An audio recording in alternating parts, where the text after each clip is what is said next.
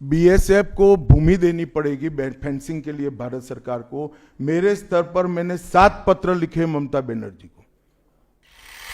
Calcutta high court में report दिया है, एक कंपनी है लीप्स एंड बाउंड्स जिसका 150 करोड़ रुपया सीज्ड हुआ है, लेकिन उसका मालिक अभी तक अरेस्ट नहीं हुआ। उसका नाम है अभिषेक बैनर्जी, टीएमसी एमपी, आप जानती है।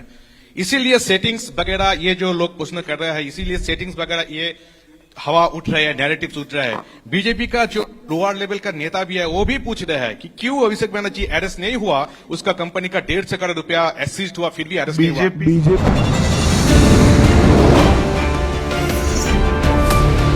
बांटेगा तो काटेगा, एक रहेगा तो नेक रहेगा। এটা বাংলাতে খুব দরকার। হিন্দু যদি বাঁচতে চাও, হিন্দু যদি বাঁচতে চাও, পশ্চিম বাংলায় পূজা করতে গেলে হাইকোর্টে যেতে হয়, গেরুয়া ধ্বজ নিয়ে বেড়ানো যায় না। বদলা আমি নিব, ভরসা আমার উপর রাখুন। জয় শ্রীরাম। জয় শ্রীরাম। জয় শ্রীরাম।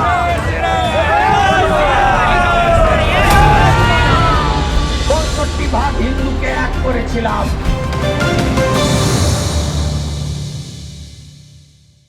भूमि ने कई सारे दुनिया को प्रभावित करने वाले संत भी दिए। वो बंगाल आज ऐसे कगार पर पहुंच गया है कि अगर एक घुसपैठ की बयार रोकी नहीं गई तो बंगाल का अस्तित्व भी खतरे में है। ऐसा स्पष्ट रूप से समाज जीवन को जानने वाले सभी लोग मानते हैं। और अंत में मैं बंगाल की जनता को फिर से एक बार कहना चाहता हूं कि बंगाल के अस्तित्व पर तो घुसपैठिया संकट है ही है, बंगाल की संस्कृति पर एक घुसपैठिया संकट है ही है, परंतु अब ये संकट केवल बंगाल तक सीमित नहीं रहा है, पूरे देश तक ये संकट आगे बढ़ गया है। मेरा आप सभी से करबद्ध निवेदन है, आपने लंबे समय तक कांग्रेस को मौका दिया, 34 साल तक कम्युनिस्ट पार्टी को मौका दिया, 15 साल तक ममता बनर्जी को मौका दिया। इनका ट्रैक रिकॉर्ड नीचे नीचे नीचे गिराने का है, अब इससे नीचे कोई जगह नहीं बची है। और भारतीय जनता पार्टी का रिकॉर्ड है, जहां भारतीय जनता पार्टी की सरकारें आई वो राज्य बीमारू राज्यों में से समृद्ध राज्य बनने की कगार में आगे बढ़े हैं। पूरा देश मोदी जी के नेतृत्व में आगे बढ़ रहा है, पूरा देश मोदी जी के नेतृत्व में सुरक्षित हो रहा है। पूरे देश में भारत की संस्कृति, भारत के धर्म, भारत की भाषाएं मोदी जी के नेतृत्व में आगे बढ़ रही है, फल फूल रही है। बंगाल की जनता को मैं विनती करता हूं कि मोदी जी के नेतृत्व में पूर्ण बहुमत की, प्रचंड बहुमत की एक भारतीय जनता पार्टी की सरकार बनाइए। हम कवि गुरु की कल्पना का, विवेकानंद की कल्पना का, बंकिम बाबू की कल्पना का बंगाल बनाएंगे, सोनार बांग्ला बनाएंगे और निश्चित रूप से काम भारतीय जनता पार्टी की सरकार ही कर सकती है, ऐसा मेरा विश्वास है। तो फिर से एक बार समग्र बंगाल की जनता को करबद्ध निवेदन में करना चाहता हूं कि बंगाल में हमें पूर्ण बहुमत दीजिए। बंगाल और पूरे भारत को सुरक्षित करने के लिए ये चुनाव में बाकी सारी चीजें छोड़कर भारतीय जनता पार्टी को जिताने का काम करिए। धन्यवाद। कौन बोलते जाओ नाम भाई, आनंदबाजार कोई जल्दबाजी मत करना, मैं समय लेकर आया हूं, आराम से बात करूंगा। राजू चक्रवर्ती वर्तमान।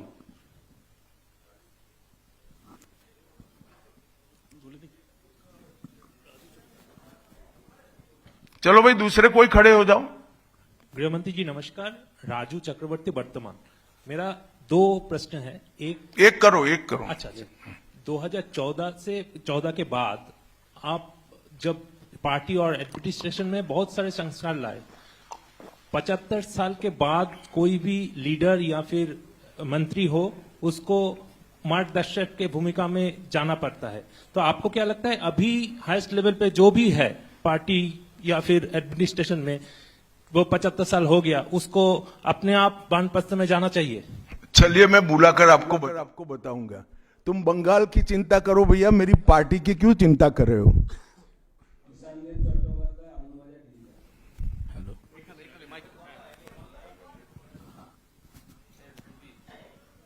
Amitji, there is anxiety among the Motua communities regarding the papers and documents to be produced in the SIR process. And would you like to consider anything so that they can get rid of their anxiety? मतुआओं को डरने की कोई जरूरत नहीं है। ये Bharatiya Janata party का वादा है। जो शरणार्थी बंगाल में आए हैं वो भारत के नागरिक है, इनका कोई नुकसान नहीं कर सकता, ममता बनर्जी भी नहीं कर सकती। Amit ji, this is Atri Mitra from Indian Express. पिछले कई इलेक्शन में हम लोग देखे हैं कि your ground level organisation was failed to dominate in the day of election with TMC. So is your organization is ready for now in 2020? आपने ध्यान से नहीं देखा है। मैंने इसीलिए पहले भाजपा की विकास यात्रा, भारतीय जनता पार्टी की विकास यात्रा बनाई। हम 3 सीट पर थे, 77 पर पहुंचे हैं और 77 से अब एज अ मुख्य विरोध पक्ष हमारा अधिकार है कि विफल सरकार को उखाड़कर हमें जनता शासन देगी। हम 77 सीट पर ऐसे नहीं पहुंच सकते, 18 सीटें ऐसे नहीं जीत सकते हैं। हमारा काम बूथ तक पहुंच चुका है, इसी के कारण हमें सफलता मिली है। प्रसेनजीत बख्शी, दूरदर्शन। आप विकास की बात कर रहे थे। हम अलग अलग शहर में जब मेट्रो की बात करते हैं तो हम मेट्रो की सूचना घोषणा देखते हैं और बाद में 2-3 महीने बाद मेट्रो चढ़ते हैं। लेकिन कोलकाता में हम देखते हैं कि हम बचपन से मेट्रो का काम चलते रहते हैं और खास तौर से मैं जब ऑफिस जाता हूं देखता रहता हूं कि एक जगह है जहां पे मेट्रो का काम आधा अधूरा पिछले कई सालों से है और 2-3 बार हाईकोर्ट का इंटरवेंशन के बावजूद भी वो काम हो नहीं पा रहा है और इसीलिए कई सारे जो यात्री है काफी उसका दिक्कत हो रही है। तो ये जो यहाँ पे विकास का काम इस तरह से केंद्र और प्रदेश की खींचतानी में रुकावट देखते हैं, इसमें कैसे इसका इलाज किया जाता है? बैठ जाइए। देखिए, भारत सरकार पूरे देश में इंफ्रास्ट्रक्चर के डेवलपमेंट के लिए बहुत सारे काम कर रही है। अगर भारत सरकार का पक्षपाती कामकाज का तरीका होता तो वो तमिलनाडु को भी अप्लाई हो सकता था, तेलंगाना को भी अप्लाई हो सकता था और हर राज्य को अप्लाई हो सकता था। सभी जगह इंफ्रास्ट्रक्चर के काम अच्छे चल रहे हैं। सिर्फ बंगाल में तकलीफ क्यों आ रही है? क्योंकि मेट्रो हवा में नहीं चल सकता, भूमि चाहिए। भूमि पर जो एंक्रोचमेंट है वो खाली कराने का काम राज्य सरकार का है। यहां भारत सरकार जो भी योजना लाए इसका विरोध करना, ये मानसिकता से सरकार चल रही है जो बंगाल का भी भला नहीं कर रही है, देश का भी भला कर रही है। क्यों तमिलनाडु की मेट्रो में प्रॉब्लम नहीं हो रहा है? क्यों तेलंगाना की मेट्रो में प्रॉब्लम नहीं हो रहा है? यूपी में लखनऊ में मेट्रो तब लगी जब अखिलेश जी मुख्यमंत्री थे, वहां पर भी प्रॉब्लम नहीं हुआ। मेरा तो आपसे आग्रह है, इतने अभ्यासु पत्रकार हो, कुछ पत्रकारों का संघ बनाकर इसके डेप्थ में जाकर व्हाइट पेपर बाहर निकालो कि सारी योजनाएं क्यों अटक गई है, तो आपको मूल कारण मालूम पड़ जाएगा। एबीपी।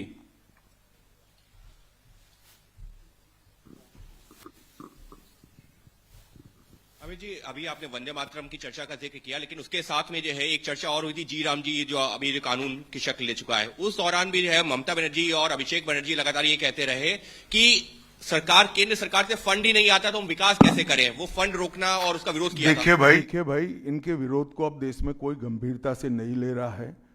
अगर कोई एक स्टेटमेंट भारत सरकार करेगी कि भारत देश कोई भी क्षेत्र में सबसे पहले आएगा तो भी ये विरोध करेंगे। विरोध उनका स्वभाव हो चुका है। इनके विरोध को कोई गंभीरता से नहीं ले रहा है, ना जमीन पर इसका कोई विरोध का असर दिख रहा है। लोहिया, एनडीटीवी। गृहमंत्री जी नमस्कार। पहला सवाल यह है कि कई ऐसी केंद्र की स्कीम्स आती हैं जिनको बंगाल में इम्प्लीमेंट नहीं किया जाता है। कहा जाता है कि केंद्र कोऑपरेट नहीं कर रहा है और ये भी कहा जा रहा है कि अगर भारतीय जनता पार्टी की सरकार आई बंगाल में तो जो तृणमूल कांग्रेस की कल्याणकारी स्कीम्स हैं उन्हें रोक दिया जाएगा। आप कैसे देखते हैं इसको?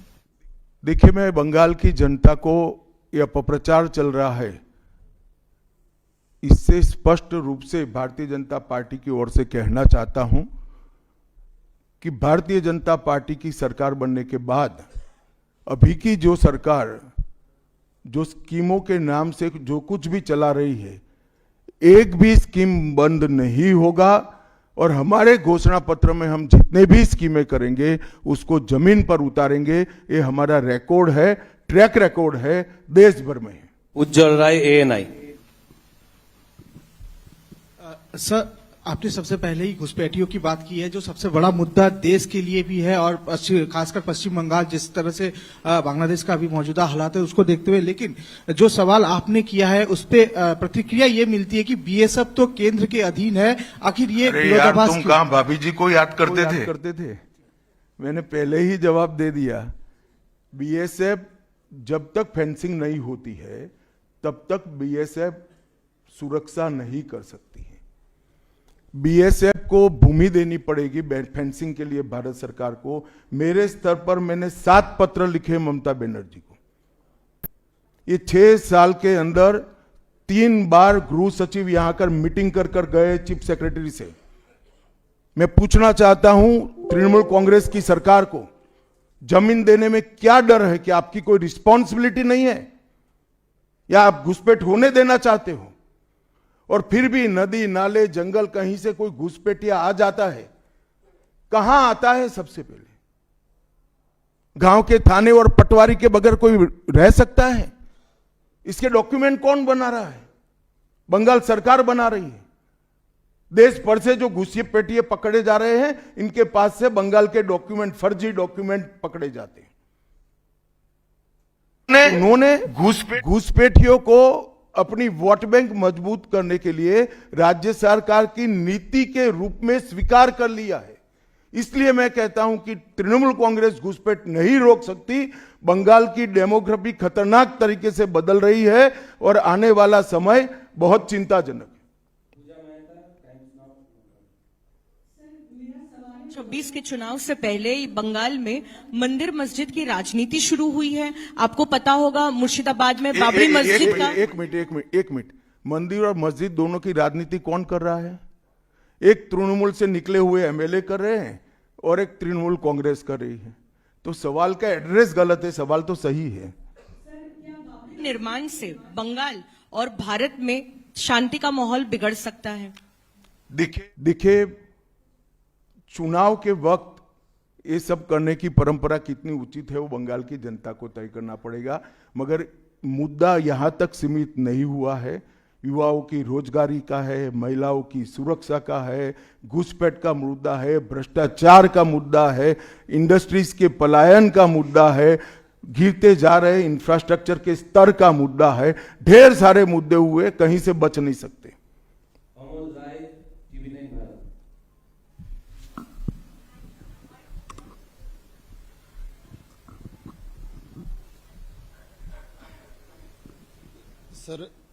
सर मेरा एक प्रश्न ये है कि आज ममता बनर्जी लगातार 2 दिनों से का एक अपना स्वभाव है, लेकिन उनपे जो है तुष्टीकरण का आरोप लगाया जा रहा है और लगातार वो पहले भी मंदिर एक बनवाई है अभी उड़ीसा के तर्ज पे, और दूसरा एक और घोषणा उन्होंने कर दिया महाकाल मंदिर बनाने का। तो चुनाव की दृष्टि से क्या आपको लगता है कि इसका मैं तो भाई किसी भी कारण से मंदिर बनाते ही इसका स्वागत करता हूं, मगर बहुत देरी कर दी है उन्होंने।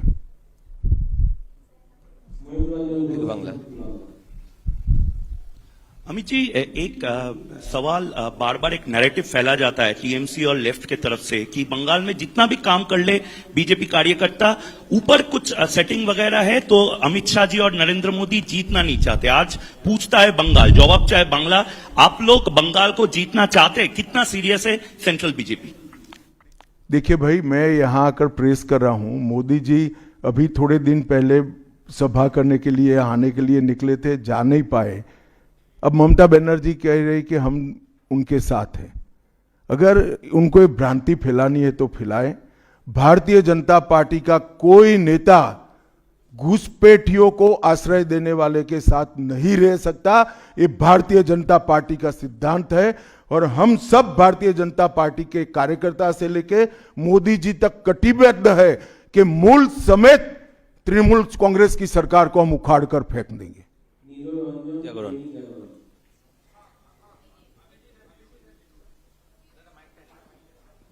जी मैं यहाँ ये अभी आप कह रहे थे कि 3000 जो हैं भाजपा के कार्यकर्ता जो है घर छोड़कर भागना पड़ा उनको इलेक्शन के कारण, 300 की हत्या भी हुई है।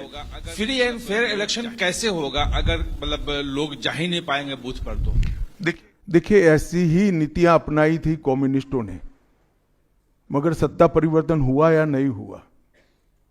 ऐसी ही नीतियां अपनाई थी उत्तर प्रदेश में समाजवादी पार्टी ने, सत्ता परिवर्तन हुआ या नहीं हुआ। लोकतंत्र में जनता महान होती है और जनता जब तय कर सकती है, कर लेती है, किसी भी तानाशाह का कुछ नहीं चलता। CNN News 18. Sir, there has been a huge attack by the Trinamool leaders that the election commission is BJP commission. That's what they say, and whatever deletion is taking place, that is at the behest of BJP. So how do you react to that, sir? देखिए, ममता जी के पास से और कोई अपेक्षा रख नहीं सकते। उनके खिलाफ जजमेंट आएगा तो जुडिशरी बीजेपी की है, इलेक्शन कमीशन घुसपैठिया हटाएगा, SIR लाएगा तो इलेक्शन कमीशन बीजेपी का है। वो हारने के बाद शायद ऐसा कही कि मेरे कार्यकर्ता ही बीजेपी में चले गए।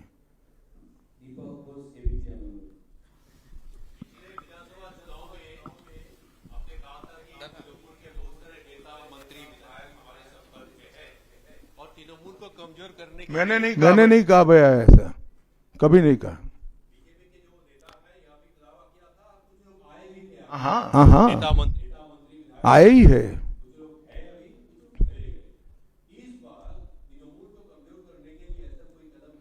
तृणमूल को अरे सुनिए ना, सुनिए, समझ गया मैं आपका सवाल। तृणमूल को कमजोर करने की भारतीय जनता पार्टी को कोई जरूरत इसलिए नहीं है कि तृणमूल अपने अव्यवस्थाओं के कारण, अपने कामों के कारण जनता के बीच में कमजोर हो चुकी है। बांग्ला अमित जी नमस्ते। PMLA prevention of money laundering act हम जानते हैं हमारा देश का काफी कड़ा एक आइन है, जिस आइन के दौरान अरविंद केजरीवाल जी तिहाड़ जेल चला गया, हेमंत सोरेन जेल चला गया। लेकिन यहाँ वेस्ट बंगाल में ED कलकत्ता हाईकोर्ट में रिपोर्ट दिया है, एक कंपनी है लीप्स एंड बाउंस जिसका 150 करोड़ रुपया सीज्ड हुआ है, लेकिन उसका मालिक अभी तक अरेस्ट नहीं हुआ। उसका नाम है अभिषेक बैनर्जी, NCMP आप जानती है। इसीलिए सेटिंग्स वगैरह ये जो लोग क्वेश्चन कर रहे हैं, इसीलिए सेटिंग्स वगैरह ये हवा उठ रहे हैं, नैरेटिव्स उठ रहे हैं। बीजेपी का जो लोअर लेवल का नेता भी है वो भी पूछ रहे हैं कि क्यों अभिषेक बैनर्जी अरेस्ट नहीं हुआ, उसका कंपनी का 150 करोड़ रुपया सीज्ड हुआ फिर भी अरेस्ट नहीं हुआ। बीजेपी के लोअर लेवल के नेता का मुझ पर छोड़ दीजिए, बाकी भारतीय जनता पार्टी किसी भी एजेंसी के काम में दखल नहीं देती है। एजेंसी जो न्यायिक काम होगा वो जरूर करेगी, किसी से डरेगी भी नहीं, किसी को बचाएगी भी नहीं। G24